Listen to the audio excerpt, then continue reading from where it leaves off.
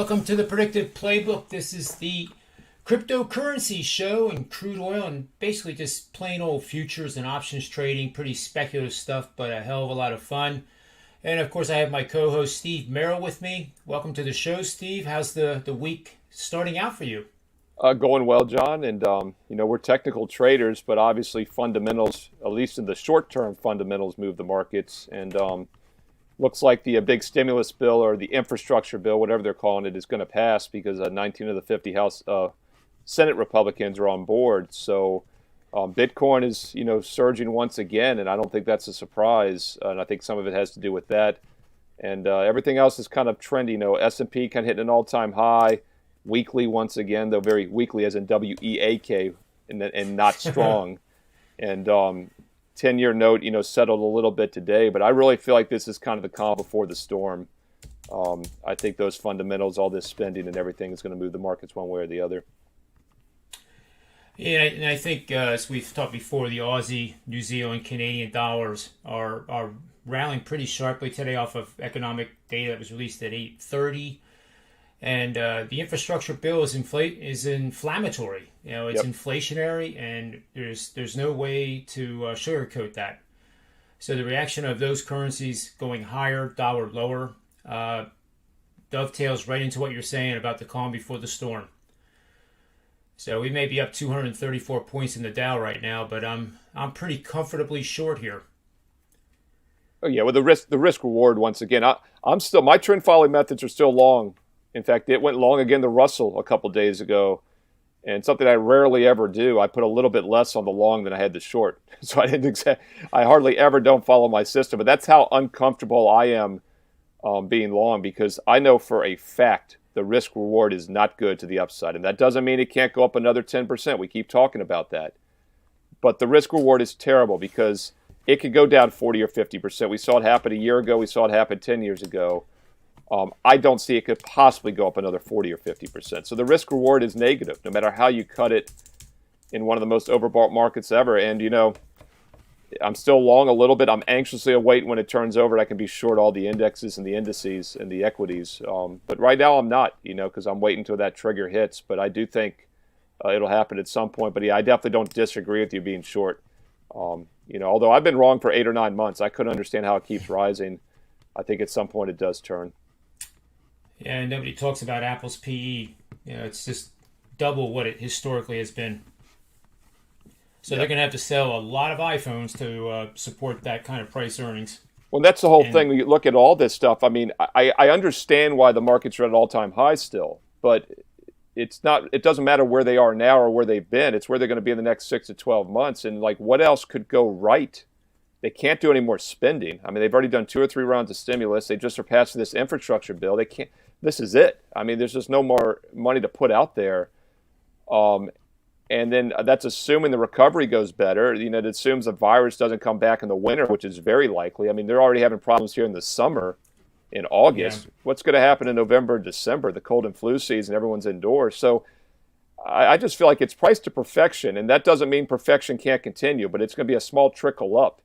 But the downside risk is tremendous. So, and keep in mind, a lot of our viewers and almost everybody out there with any kind of retirement, they're like 90% stock market probably, and maybe a little bit in bonds, which are paying nothing. And those rates are ticking up a little bit, so you're doing okay there, I guess. But yeah, you got to come up with another game plan. And some of the stuff we've talked about this show, short oil, Aussie long, Bitcoin long. I mean, they're working very well and they're non-correlated, and they're playing on the fears we're talking about. Bitcoin will do extremely well if something happens. Absolutely. And we do have Bitcoin here, and we have the Stoudemire profile aligned next to it. We talked about that on Thursday's show of last week. And what that is it measures the number of trades and the volume come together. So you get these, I call them mountain peaks. And now, as we talked about, with prices in here, we're now starting to fill in this area in here. And I'm a little concerned about the doji that happened yesterday, where we have the open and the close the same. That's usually a short-term change of trend. And now we're getting a bit of a rally today, but we have not convincingly blown through yesterday's highs, nor Monday's highs. I'm thinking, Steve, that this is that maybe we get the buying opportunity down in here, and of course this big support bar here is mammoth. It's 38.1. So I wouldn't look for 38.1 to occur if this is going to be right. But the other thing that crops up here is, you know what a head and shoulders pattern is, and some of the people listening probably don't.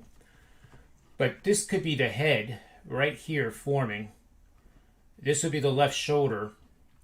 We come down here and fill in the right shoulder, and that would actually take us to new lows based on that head and shoulders pattern. So we got a lot of work to do, and there's a lot of scenarios that say we can get up in the upper like 47 to 49,000 area. But this week so far, it is not convincing me in a bullish way that I want to be buying dips unless we get to that 38,500 level or 39. Yeah, I think what we have now is we've been talking about that support level at 29, 30,000 for months, and it held beautifully, and that's why I was so optimistic being long around 32,000 a couple Fridays ago. What we're now run into is ceilings, resistance, and you're showing them on the side there. But just look at the weekly. I'm looking at the weekly chart here, Bitcoin. If you go all the way back to like early February, when it eventually ran to its all-time high in April, and then it came back down in May 8th when it crashed, numerous times, like 5 or 6 of those weeklies basically held at 47,000 and never went lower. So 47,000 is a tremendous ceiling right now. And look where we're sitting right now, 46.3. So now is not the time. Yeah, now is not the time to be buying. In fact, I think there will be a pullback. And just doing some quick math, let's say 32. That's where it broke out on that Friday, between Friday and Sunday. It went from 32 to 34. So we'll say 32.46. That's 14,000 it's run. Half would be 7. That's 39,000. A 50% retracement would be 39,000. About 38, 37 most likely would be like a 60%. So yep. That high 30 range is making a lot of sense for a pullback. So I'm not selling. I'm still long, but I would not add to that position now. This is not a time for people to get in. For anybody out there that wants to sell some of their Bitcoin, this is probably a great time to do it because I do think there'll be a pullback. I think 47 is some real resistance. Now, if it breaks through 47, 48 and closes here for a couple days, next week, that'll be the new floor. And it could be off to the races. And maybe we do see that 100,000. But yeah, 47 right now is a real resistance level. But as we know, once it breaks through resistance, then it becomes support long term. So that's a lot of, as you know, John, I like to look at multiple indicators, and when they all align, there's no magical indicator, but what we like to look at is multiple indicators, and when they all align kind of in the same support resistance, that gives added support. So, I'm looking at dailies now. I'm looking at a weekly, 47, really strong on the weekly for months. You're looking at the volume there, the buy-sell charts on the side there. Everything is kind of lining up in that same support resistance level, and it makes a lot of sense. Yeah, yep, absolutely. Let's take a look at Crude, because we do have a position in Crude, and it's short from right on this day. That was the bar that gave us the sell, and now we've had a pretty good downdraft, and we had the hammer here on Monday, but then Tuesday we didn't retest the lows. So it could possibly get up into here. I'm not worried about covering it yet because we have all this overhead volume here. And it simply may just chop around between 65 and 70 for the next couple of weeks because that's what the profile is telling me. But if you get another run down here and break the lows, because you basically have a double bottom here, and it ties in with these heavy volume profile bars, then you go way down to here. And with the economic scenario we are painting right now, Steve, that scenario I think is more likely than seeing crude oil at new highs. Yeah, let's keep in mind, at the end of April 2020, it hit basically 7. I know it went negative. The front month went negative. Technically, it was kind of a technicality. Crazy. But I'm looking at just the continuous commodity chart for the past couple years. And if you look at like a weekly, it spiked down hard there at the end of April, like it's 7.2, 7.3. And then just about a month ago, it was at a recent several year high at 76 and a half, and then you pull back to that daily, tremendous support. And this is the ultimate head and shoulders, actually. And once again, people think the head and shoulders, all this voodoo terminology, but it's just different ways to look at things. But once again, it all makes sense, because what a head and shoulders is, it's a support level, takes it up and then can't hold, and it comes right back down to that shoulder level, that support level. And if it holds, it holds. If it breaks, then once again, that previous support becomes the new resistance to the upside. And it's bounced off it, several times, going all the way back to the middle of July. It's that low of about 66. It's gone below it, but it's never closed below it. We got a 66.48. We got a 66.3, a 67.2. It's just amazing within ticks how close it's been. So, 66 is a very strong floor. Let's keep in mind it was at about, as I said, about 74. So a 50% retracement would be 70. It's sitting as we speak right now at 69.3. So it's basically done a 50% pullback. It could go another point or two to that 60%, but I still think the downside is the way to play this long term. We're short. I'm comfortably short here, and I think it'll go down. I think eventually it will break that 66. But anybody right now, probably not a bad time to go short if you missed our trade about a week ago. But you could also wait to see if it breaks that 66. You're only going to lose about $4, and you could have some real downside after that. Yeah, I agree. There's a chart of unleaded gas, and don't be fooled by the somewhat bullish appearance of it. This chart has clearly lost momentum. You can see it's rolling over. We're almost at like the peak of the mountain. And you got a big engulfing candle in here too. Where the heck is it now? Right up here. And I thought this was another one here. It's close, but it's not quite. But we'll see what this does tomorrow. I think, unleaded gas is related to everybody going on vacation, getting out of the house. And, the roads have never been busier here in the Northeast, especially Philly and New York. That corridor is like I've never seen it. Even in the middle of the day, I went out for what I thought was going to be an hour, and it took 2 hours and 15 minutes to go round trip because of all the congestion. So I think that's related to demand that'll wane, and also jet fuel because everybody's flying. And, it just seems to feel more like a bubble type of price than something that's going to make a new leg up. And then we have our Australian dollar position. We should have taken our advice, Steve, on Thursday and bought more. But we didn't. But we have a nice core position. And, it's trading much better than it did. Monday was a little bit of a concern, but now we have back-to-back days. We held these high-level peaks right in here. And obviously the biggest ones are up here. So I can easily see a return up to here over the next couple of months. Currencies are the best trending financial instrument in the world. I had, in my career on Wall Street, I had positions that were long in the Japanese yen for multiple years. And when they go and the macroeconomics support it, and you get a series of monetary stimulus and just flooding the Japanese economy with yen, just like we're doing here in the United States, it has a long-term effect. And I do think that that's what we're seeing here. I don't even know what the deficit is right now, but it's a big number, and it's an unmanageable number at this point. But it has to be paid someday. And when it's not paid, or there's concern that it won't be able to be paid, then it's really inflammatory and really inflationary. And meat prices, live cattle futures potentially would be a great buy. Back to your lumber trade, long that, and short the S&P. And it really is, like I emphasize on this show, and Steve probably get tired of me saying it, but there's a picture in front of you right now in this show. And you have to accept what that picture is telling you. And the biggest mistake that amateur traders make, or people that think they can day trade, is they put on a position and it goes against them, and they don't get out. The market allows you to get out today. You can reassess. You can get back in tomorrow. just like in Bitcoin. Steve had a great example there. You sell at 46, especially if you bought some of this stuff a couple years ago at 5,000. Why not take a few bucks off the table? And if it doesn't pull back, you can get back in for just 4,000 higher. It's not the end of the world if you take a profit and the market goes higher. Yeah, the worst thing you can say is, "Oh man, I should have stayed long."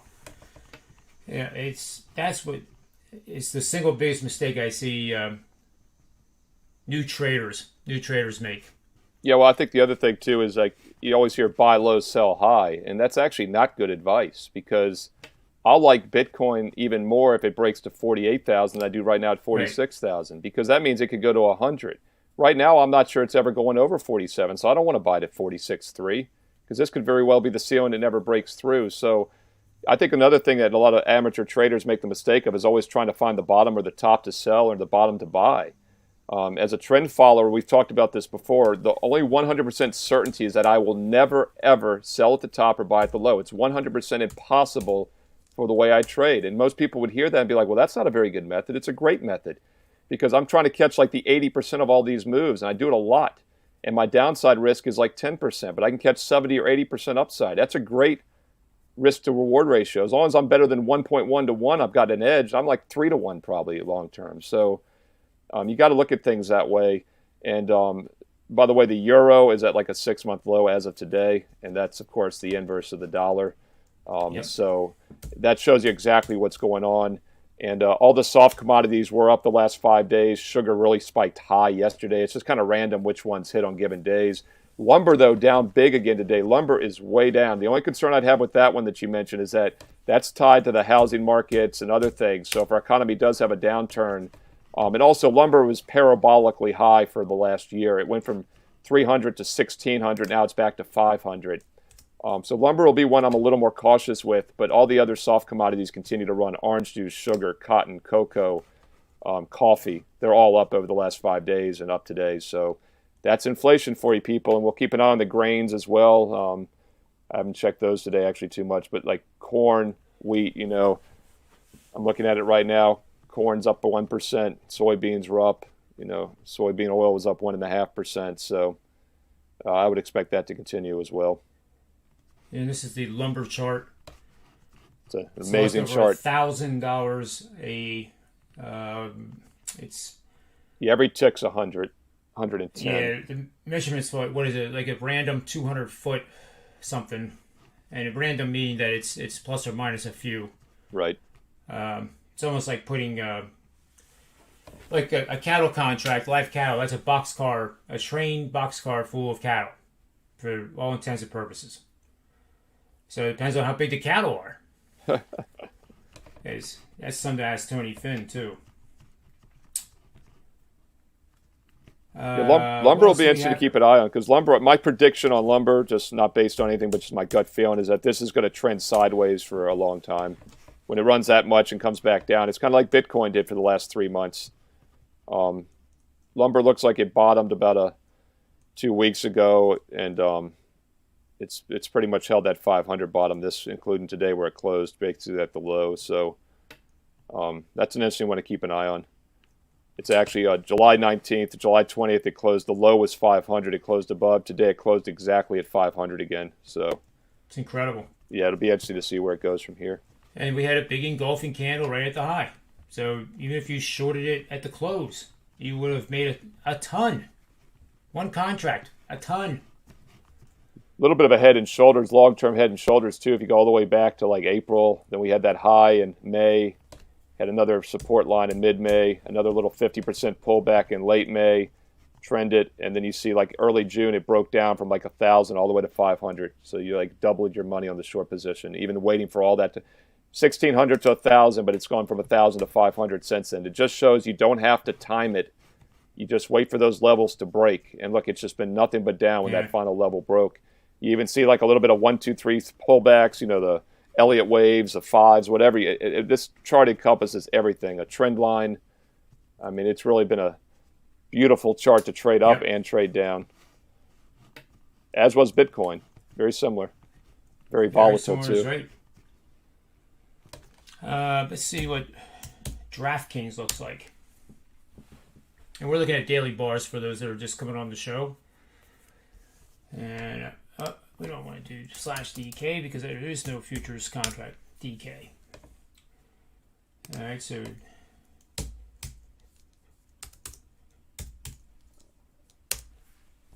that's DraftKings. And I saw this last week, and you're getting these big volume areas here that are steadily becoming support. So there may be a time later this week or even early next week we may take a shot at buying some call options. Stock is trading at 52, and if you think there's going to be a spike up to say 60, it could be based on, well, earnings came out right there, so we have ways to go for that. But I do think that if this holds this big bar here, we are going to challenge up here maybe as high as 63 in about a 2-week period. So we'll use that as a case study to show an example for those who have never traded options, how much leverage above and beyond futures you can accumulate. Every contract in option land is 100 shares. And if you buy an option that's at a strike price for $1, you spend $100, control 100 shares of that stock. So you can put up very little, and you're controlling a boatload of stock that's worth 20, 30 times more than what the underlying option is. And 40's looking like real support. It went from 74 down to 40, spiked, and then went back to 55. Now it's right in the mid 40s. We've had that 50% pullback, and yeah, I think there's a lot of upside to this. Now, my only concern, of course, with any stocks would be that I am not bullish long term the S&P or any of the indexes or the equities. I think they're all overvalued. So, it doesn't matter who they are. Even if it's a good company, good stock, if the market crashes or pulls back 30%, they're all going to get hit because even people have to take the money out of the winners to cover the losers. So I'm not long any stock just for that reason. But the setup on this does look good to the long side. But that backdrop of me being anti-equities would keep me off it for that reason. Yeah, I'll probably set it up as a bull spread too. We can kill two birds with one stone, or with two case studies, because then that reduces the risk even more. But you still maintain the leverage of the potential of it going to 63. So that you would sell short the 63 calls. You'd probably buy off the top of my head probably the 50, 57.5, 58 area. But I'll run the models tonight and come up with the exact thing to do, in my opinion. And here we have a triangle on Endeavor. This is the UFC stock. It's not looking so good right now, but I think longer term, this is a buy zone. Like that, you never buy something, close your eyes, and then check it 2 years from now. But I do think if you have the patience, we're starting to get into some pretty attractive areas. That sport is only going to get bigger and bigger and bigger. And I don't think any recession can really stop the momentum. If we have a recession even, can stop the momentum that sport is enjoying. And they obviously have a fantastic leader. So it's another one that we'll highlight later in the week, I think, Steve. Yeah, I would agree. And keep in mind, they were the first one to come back during the pandemic. So if we do get any kind of shutdown, which I don't think we're going to ever get to that extreme again, I just don't think people will put up with it or businesses. But UFC was the one COVID-proof sport along with NASCAR eventually, so that's a somewhat of a positive, I guess. Yep. And DraftKings also held up very strong. People were betting on e-gaming and table tennis in Russia, so they all held up. And once again, we're not going to have a shutdown. It was one thing to shut down halfway through the NBA and the baseball season, but we're not having a shutdown during the NFL season. We already saw that last year. The powers to be won't allow that to happen. Yeah, Max on Record is a regular on the Manny's Irish Pub Show, which is starting in about 15 minutes. So he's getting an early start with us. He's one of our best chat room people in the room. Awesome. During that show, and he hates Bryson DeChambeau. He calls him Meathead. And I'll be giving out my Wyndham golf picks at the beginning of that show, which he really likes him. And why not? I had David Behrman on 17 shows. He's won money for the people who have followed him 15 times. You leverage that into my DraftKings lineups, where I've been able to tweak based on his assessments of various golfers, and they've done remarkably well. It was 134 2 weeks ago. No, it was the more than that, 3 weeks ago. I guess the Open Championship in England, and I was 134th place out of 289,000. Wow. So we were getting pretty close to that 5-digit money early Sunday, but it didn't quite pan out down the stretch. But point is, not to brag, but you use these assets and you have these discussions like I'm having with Steve, and we come up with ideas that if we don't talk to each other, we would probably miss. Exactly. And that's the focus of our shows. So with that said, and Nick Borman too. Can't talk about golf without Nick. He's a PGA professional. He knows golf like the back of his hand. And he's been very instrumental with his input week to week, especially with my DraftKings. And he's done 8 of 9 shows making money. So I don't know how lucky I can get, Steve, to have those kind of golfing experts on every week. But I'm grateful.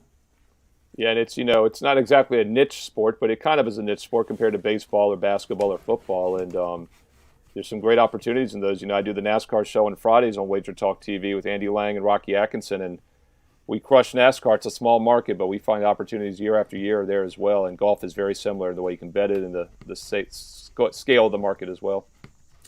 Yeah, when is that WagerTalk NASCAR show? Well, we usually tape it and then we air it about an hour or two later. It's usually Friday evenings around 5, 6 p.m. Eastern on Friday nights. So Friday nights it's up there, and then it's all weekend long available on WagerTalk TV on YouTube. Yeah, so make sure you watch that show too, guys and gals.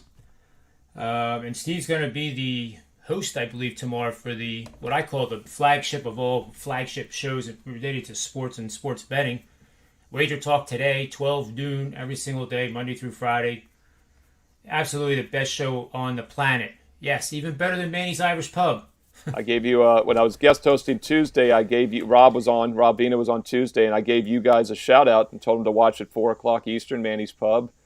And I'll try to give you a shout out again tomorrow. So yeah, I'll be hosting tomorrow. I appreciate that very much, Steve. He did mention, and I just, the last couple of days here have been just like, well, you know how it is. No, yeah, I figured you probably weren't able to see that one live, so I just wanted to let you know we did give you some shout-outs. And we actually, I'll tell you what it was.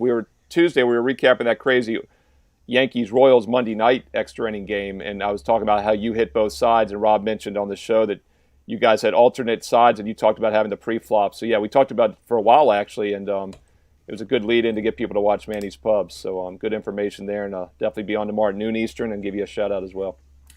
And I heard you came up with the stat in that Yankee-Royals game 2 days ago. Rob Vino played the under first 5. And my suggestion, and Tony Finn loved the over full game. Right. So Finn was apologizing basically. I said, well, wait a minute, I think you guys are both going to win, and here's how you play it. And I love the in-game because it reminds me of this, trading. It's so close it's not even funny. So my theory was that if it's 2-1 going into the 5th, you want to buy the over. So it's 0-0. So then I tweeted when it was the end of 5, the over was at 4.5. If you see 3.5, grab it and make it a regular big bet, like your regular normal bet, not pizza money, the regular normal bet. Because I really couldn't believe what I was seeing. And sure enough, we had 2 teams score exactly the same number of runs in 5 consecutive innings. And how many games has it been where that's only occurred, twice? Well, Teddy Covers pointed out something. I think it was the first time in history of baseball since 1900 that a team had come back, overcome deficits or something in 5 straight innings, or both teams had scored in 5 straight innings, including the 11th. So I quickly just doing 162 games a year, and obviously it's less because they didn't play as many with less teams, but it comes out to roughly 240,000 baseball games since 1900.